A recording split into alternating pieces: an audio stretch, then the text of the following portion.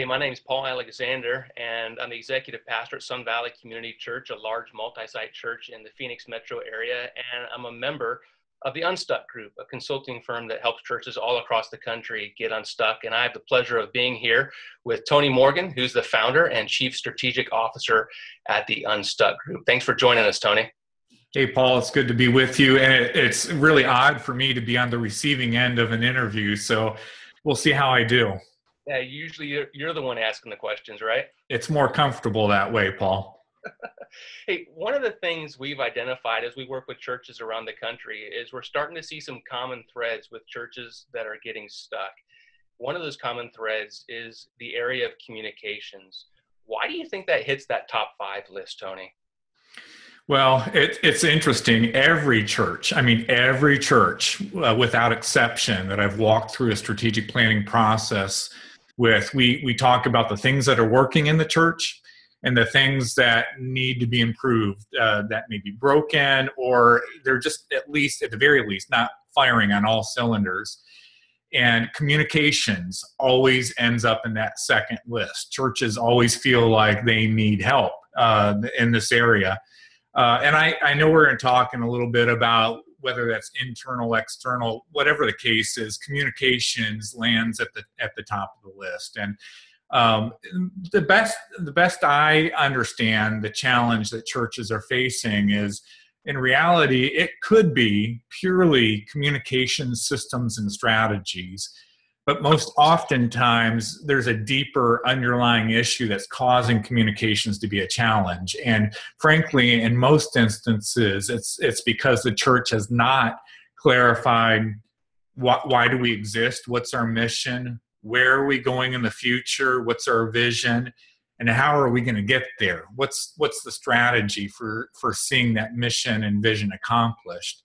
Some of that is around how the ministry is growing, expanding, reaching new people. Some of that is around the strategy for discipling people, for helping people take their next steps toward Christ. Whatever the case is, if there's not clarity around mission, vision, and strategy, there's certainly not going to be clarity around communications. And my gut tells me that's primarily why churches struggle in this area. Yeah. Tony, do you find smaller churches and larger churches struggling in different ways in this area, or is it the same? Yeah, it probably has less to do with the size of the church and more around focus in the areas that we just talked about. But I will say this, larger churches tend to be more focused. And so they are typically offering fewer ministry programs, fewer events. Their strategy is very clear, very focused. And as a result of that, I do think larger churches tend to have more strength around their communications and strategies and systems that they're using to implement this. Let me say this, though. We did some research a little more than a year ago around communications. And one of the things we did, we looked at, where are some health areas for larger churches around this, and where are some health areas for smaller churches. And interestingly enough, what we found is that smaller churches tend to be better when it comes to sharing stories and connecting with the church. I won't necessarily say relationally, but they somehow are able to personalize the story of the church more effectively than larger churches. On the other hand, we found that larger churches, when it comes to promoting next steps in the church, they have more effectiveness in that area. So it's a roundabout way of saying I think there's some things that larger churches can learn from smaller churches when it comes to communications, and the reverse is true as well. Okay. Now, what about multi-site? Does multi-site throw a kink in things? It seems that would make things more complicated, not less complicated to me. What do you see happening there with communication?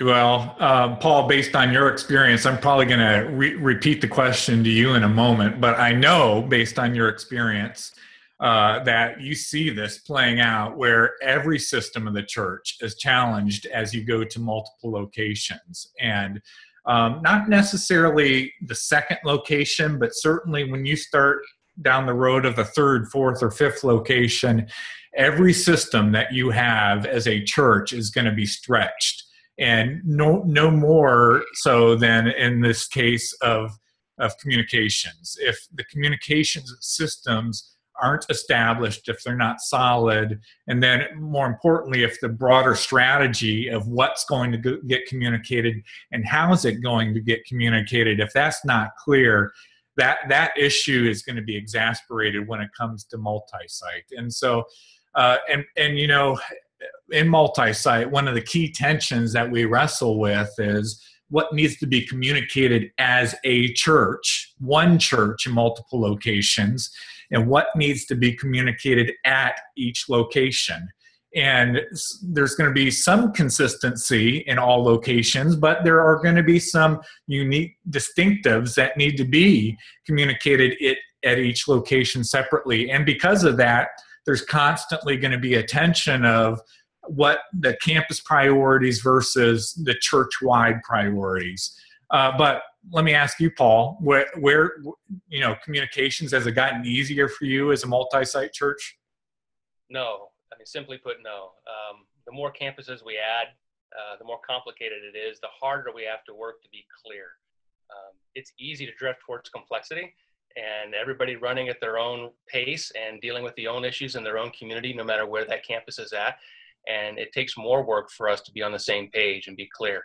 So, for example, in a mono-site church, say a church of 500 people, you know, they're worried about the ministry calendar for that campus, for that church, for that year. Well, we've got to interlace all of those campuses to say, what does each campus's calendar look like? What are we communicating?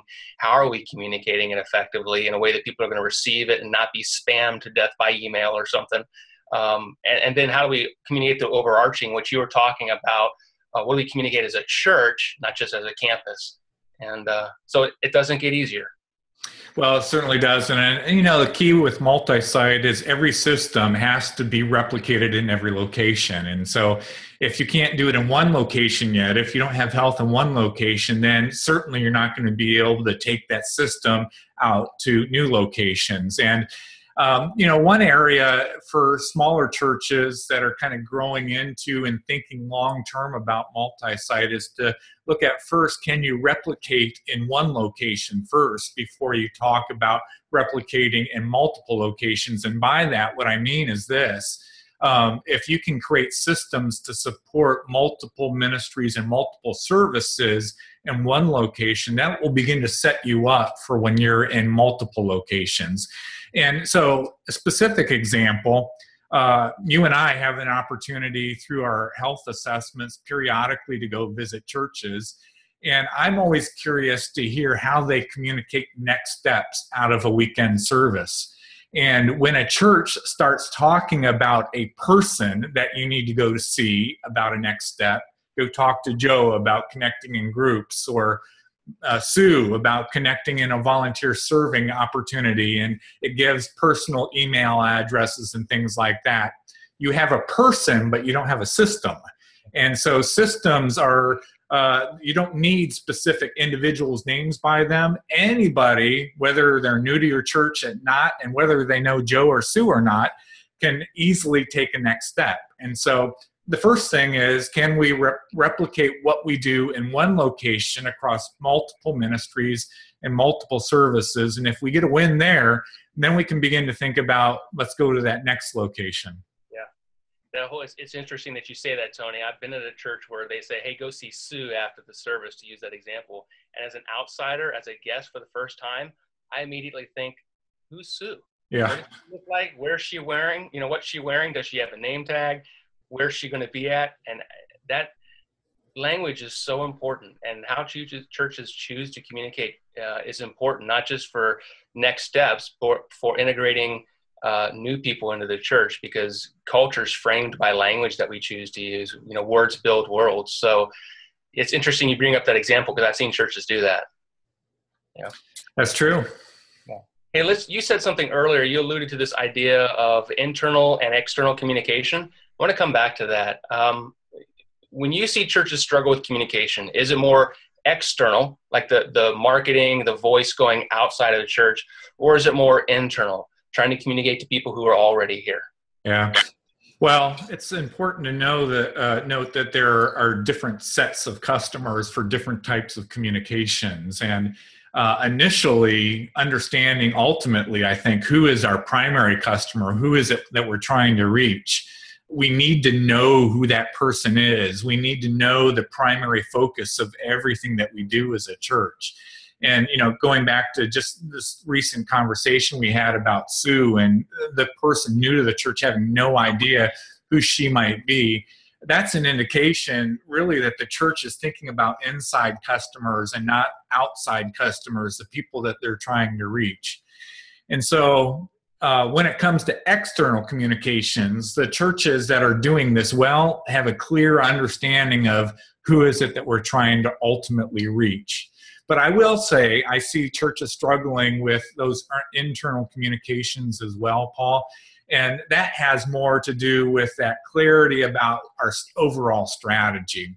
And because churches don't have clarity around discipleship strategy and general ministry strategy, when they don't have clarity and focus in those areas, there's going to be constant tension with the staff team or the volunteer leaders about internal communications and what's getting communicated or what the perception of what's not getting communicated, which is typically more so the case.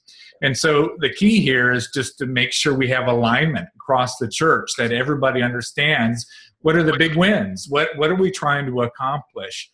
And when there's focus around that first, then it makes it very easy then to identify what gets communicated and how do we do it. So the funny thing is, and you've actually sat through this, Paul, when we start talking about communication strategy in our leadership coaching networks, I don't even start talking about communications techniques or systems or how we approach communications per se. I always start that conversation with, how are we helping people take their next steps toward Christ? What does spiritual formation look like in our church? Ultimately, if we're trying to help people become fully devoted followers of Christ, how do we do that? Because if churches don't figure that out first, they're never going to get a win when it comes to then how do we communicate that, not only internally, but then again to the people that we're trying to reach. And so I think really there's probably some crossover between the two, internal and external communications. But just to be honest, Paul, where I think church staff teams or volunteer teams really feel it, it's more so related to internal communications than the external communications. Tony, I'm hearing you say that when it comes to communication in a church setting, it's not just the technique, it's not just the strategies, that there's a lot at risk here. What's at risk is not just being effective in marketing to outsiders or even helping insiders understand the next step. What's at risk is people growing up and looking like Jesus. And if we don't do a good job with this, that the church is going to come short of ever really reaching the mission that Jesus has given us to reach. That's helping people grow up and look like Jesus. That's certainly true. I mean, you and I are on the same page here, Paul, I'm confident, because I think a lot of times churches look at communications as how do we get people more involved in the activities that we're offering. And at the end of the day, I could care less about that. My bigger concern is how are we helping people become more like Jesus, to take on all of his attributes and the things that he was engaged in mission and ministry here on earth. I want to see people making disciples. I want to see the mission of the church expanding and its reach and impact increasing. And if that's ultimately the goal, it sure does change not only how we approach ministry itself, but then how we communicate with the people that we're encouraging to take those next steps. All right, Tony, you've just dropped a lot of information on everybody watching this interview. For the average guy, gal out there leading a church right now, what is one step that a senior leader at a church, senior pastor at a church could take to help move their church in the right directions when it comes to communications? Yeah, well, let me give you a few different levels of engagement. The first is absolutely free. Through the years on the unstuckgroup.com and my personal website, Tony Morgan Live, We've been sharing all kinds of tools related to communications strategy. And so that's an easy first step, is just to jump on those websites and do a search on communication strategy. And you're going to find some resources there to help you in your leadership and in your ministry. To go a next step, my friend Ken Meyer wrote a book a few years ago called Less Clutter, Less Noise. And it's all about communications strategy in the church, specifically for ministry. And so you make a little bit more investment, pick up that book. In fact, get a copy for your ministry leadership team and read through that together. And I think you'll uncover some great tools and next steps you can be taking in your ministry leadership. And then, Paul, as I mentioned, if you want to take a third step, in our leadership coaching networks that we offer through the Unstuck Group, and really almost every one of the topics that we're offering, we're going to be hitting communication strategy. It's part of how you look at discipleship through small groups. It's certainly a part of the two coaching networks about reaching 1,000 and reaching 2,000 and beyond. And then I know in your multi-site coaching network, which you facilitate, communications is a key piece of the strategy and tactics that you need to consider as you're expanding into multiple locations. And so if you're looking for hands-on tools, engagement with other ministry leaders who have wrestled with the same challenge, really that's a phenomenal next step as well. Well, Tony, it's a pleasure, as always, to get to spend some time with you. Thank you so much for tackling this conversation with us and helping churches get better when it comes to communication. Thanks again, Paul. My pleasure.